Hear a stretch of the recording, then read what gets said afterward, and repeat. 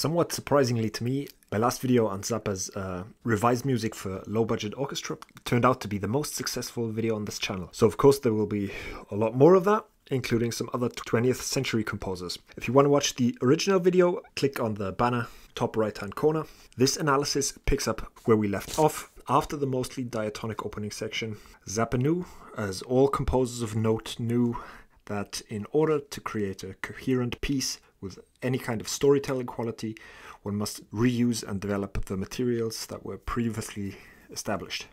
So after the opening section, Zappa introduces this 2-bar phrase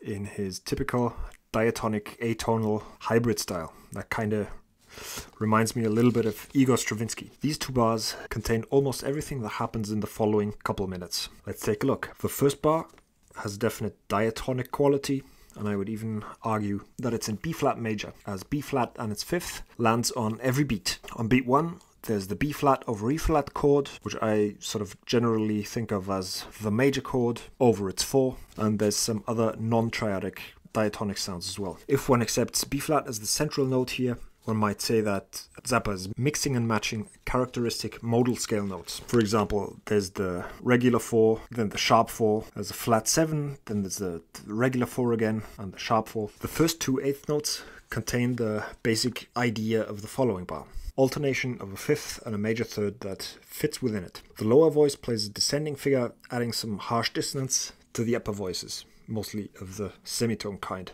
What Zappa does with this 2-bar phrase is divide it into 3 fragments. There's the top 2 halves and the lower descending figure. He reuses all of these elements both as exact transpositions, but also with some small variations in the intervals. And before you can listen to the color-coded score, I wanted to explain this little sequence here. In this sequence, there's a couple things going on. On the one hand, the chromatic scale going from C5 to A3 in the top voice, and this chromatic scale run is harmonized with a couple of chord pairs.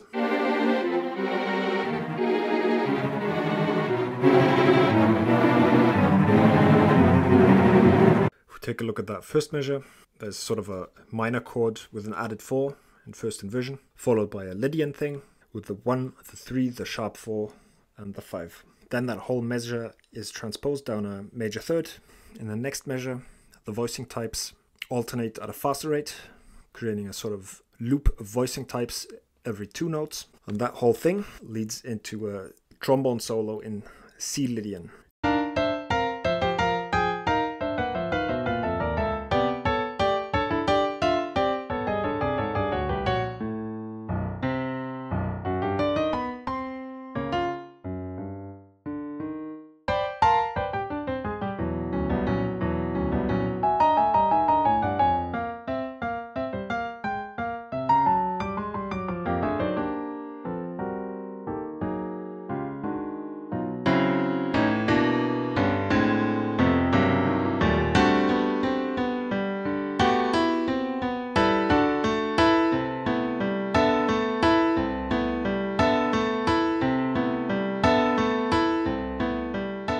He modulates to C Lydian in kind of a clever way, using common tones G and A for his next voicing, and there's also a 5-to-1 movement in the lower voice. That trombone solo takes place over a vamp, and there are some chord voicings containing the notes A, B, and E. The trombone solo ends with a mood change, changing from C Lydian to C melodic minor in preparation for the coming onslaught of notes.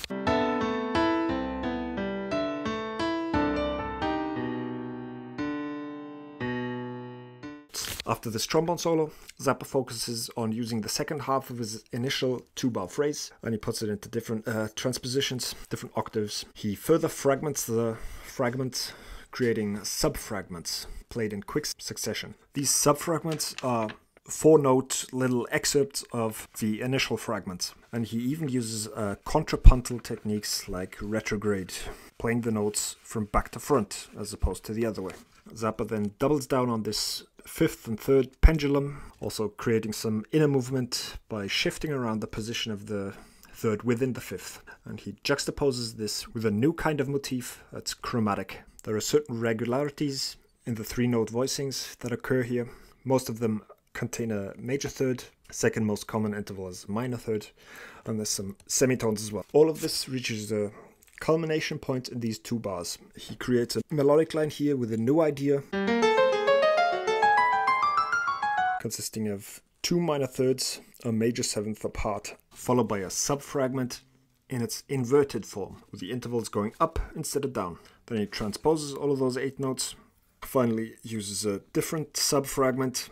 This whole monstrous melodic line is then harmonized using mostly major triads, plus some occasional weird notes in the bass voice. And then the last 4 16th notes use a constant voicing, which is a minor triad with a flat 9.